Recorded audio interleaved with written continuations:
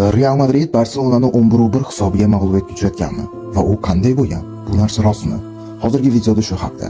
Videoni ko'rishdan oldin kanalimizga obuna bo'lib qo'ying, bundan qiziqarli videolar hali oldinda.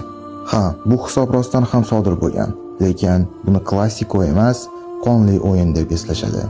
1943-yilda General Kubogi, hozirgi Qirol Kubogida Barselona Real bilan to'qnash keladi, Madridda. Qirol Franco bugun Barselona mag'lub bo'lishi, hattoki gol ham urmasligi haqida buyruq beradi. O'sha kun keldi.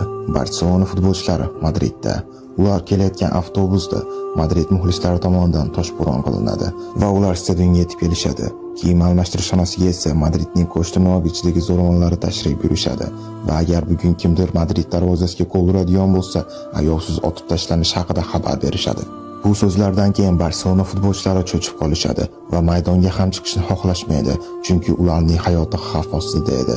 Lekin Barselona sardori ularni tinchlantiradi va ularni maydonga olib chiqadi. Lekin ular maydonda futbol o'ynashni bilishmay qolishadi, chunki qo'rquv juda ham kuchli edi. Birinchi taymdan so'ng hisob 8-0 ko'rinishga keladi.